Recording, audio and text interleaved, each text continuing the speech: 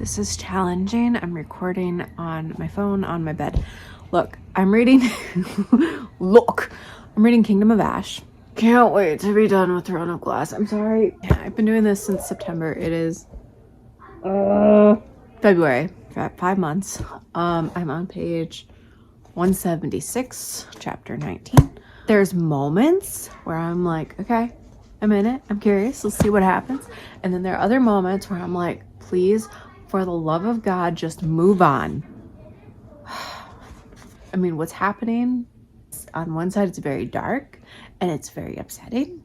And then the other parts of the story are like, we're going to go north. We're going to go south. They're going to go north. They're going to go south. Lots of name dropping of people I don't remember. Lots of characters I don't care about. But there's one storyline that I am the most interested in. And I've only seen those characters twice. But I created this little bookmark for myself. I think it's really cute. I drew it. And what I'm going to do is write down the titles of every book I read this year. I put on the back 2024.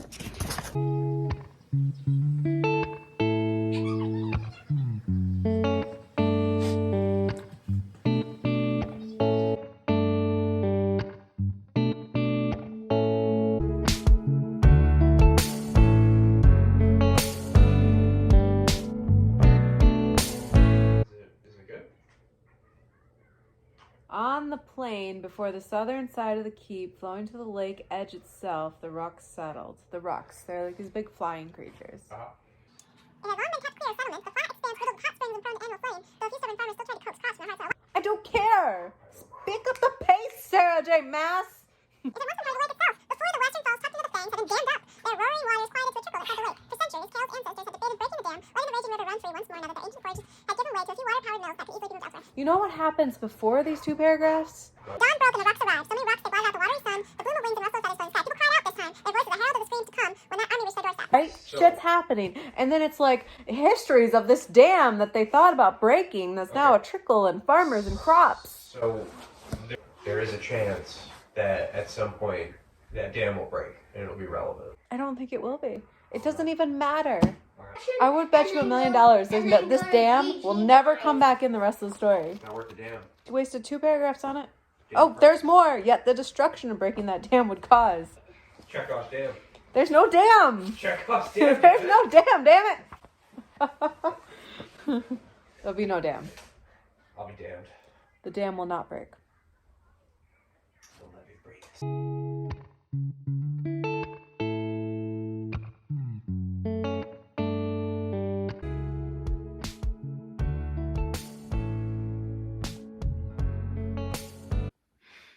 I have strep. I tested positive today at the doctor's office. I woke up with like a sore throat and just feeling exhausted. And right now I'm kind of dizzy. And so I'm sat here on the couch. I am going to attempt to get some reading done. It's been a challenge. Look, there are other books that I have that I really want to be reading right now, but I want desperately to get this done. I'm on page 576. Again with this, it's just the war plans, and there's just, it's not enough. There's not enough characters. I'm sad. Like characterization and relationships, and you know. So anyway, I did kind of skip over a couple pages because I couldn't keep reading them because it was too repetitive. So that's where I'm at. I'm going to try to get some reading done. Wish me luck. I hope that I can, yes, it's upside down. I hope that I can finish this by the end of the week, because that's too much. I don't know. I have Thursday and Friday off. So maybe if I prioritize it, we'll see.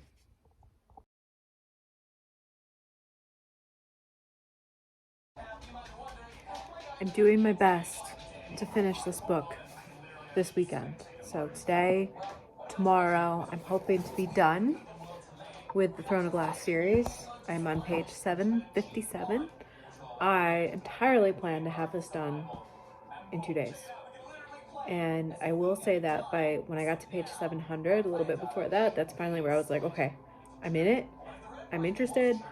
It picks up its pace, and I'm ready to like just focus solely on this book.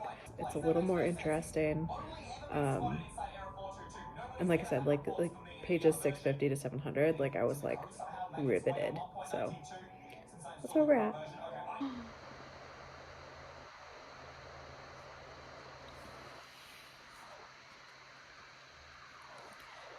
Did I just read a reference to A Court of Thorns and Roses? I know she was writing. I'm pretty sure she was writing Aquatar while she was finishing up this series.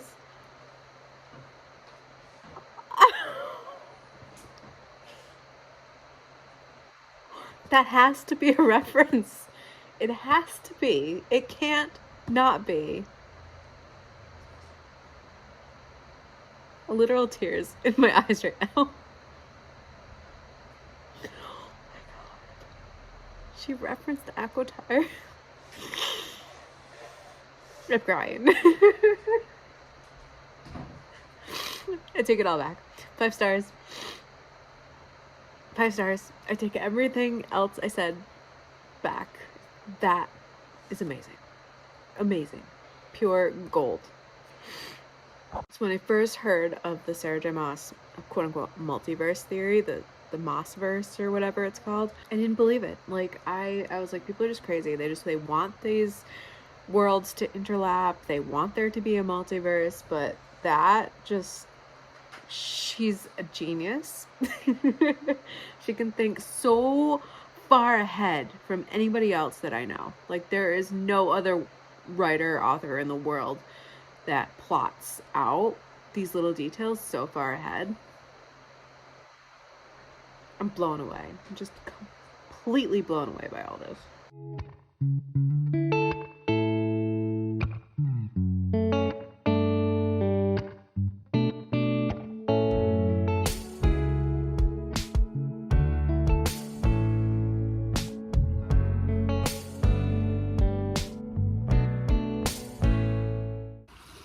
I finally finished it. I finished it a couple days ago. Coffee chat time. I finished Throne of Glass. You may notice some books are missing. I sold some of them on eBay. So, I finished Kingdom of Ash. As you would know, that is over. It's done. I started the series in September. I finished it on February 28th? I don't know. It might, yeah, February 28th. And so a lot has happened in my life since I started this series. I got intestinal resection surgery for my Crohn's disease. I finished writing a draft of my novel, and then I finished writing a second draft of my novel. I have started my spring semester of my PhD program. I work full-time. So a lot has happened when I started this to when I finished this. My life is different. It's changed, but not because of this book. Honest, true feedback. Aquatar was a really good series. Throne of Glass, not so much. I 100% recommend that you read Aquatar first if you have any desire to read the Throne of Glass series. 100% recommend Aquatar first. As far as reading order, I read Assassin's Blade first. And I do think that reading Assassin's Blade first is... I don't understand reading this any other order, because when you get into the first book, which that one has sold, I sold the other first book. When you get into the very beginning of that one, like if you haven't read this, you don't know what is going on. You're kind of thrown into the action and into Selena's life, and I feel like, and this was interesting too. Like, I mean, you look at it, it's like a compilation of short stories. Not necessarily interrelated to each other than the main character. The first and the fourth one were interrelated to each other, but then the two in the middle kind of were like off on their own. But I was still like riveted and interested in all of it as I was reading. I read this pretty quickly. I don't know if I would have enjoyed the first book as much if I hadn't known what she had went through in this one. And that is my honest opinion. I think you should read this first before you read the rest of the series. And the first book after this one and the second one were fantastic. I blew through those ones too. I loved them. And then things started to die off after that. Things got, we introduced a lot of characters, and there was a lot of POV switching at some point. I don't even know when it started in the series, but there was a ton of POV switching.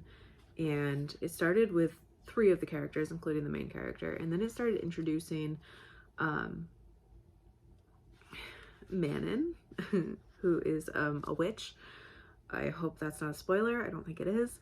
But once it started to introduce that character in one of these books, I don't know if it was this one. I think, because this one's still kind of small. I think this is still following Selena mostly. Oh no, there's witches in here, so maybe, oh no, but Selena had interactions with witches, so I think this was still following Selena, so this one was still good.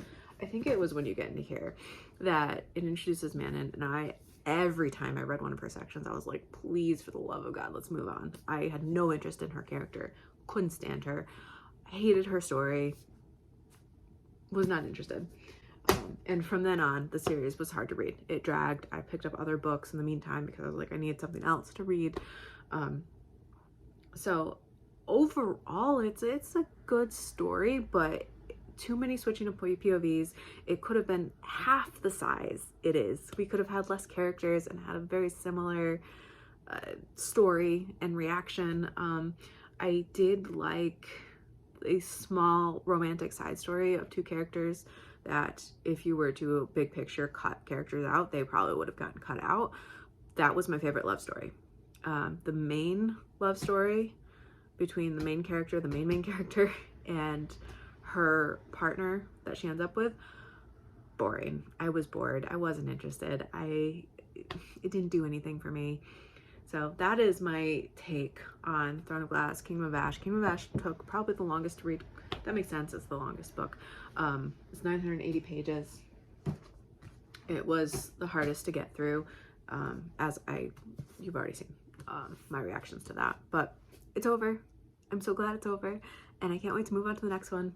And this is my first kind of like reading vlog. I'm gonna post what I read other than that book, that series.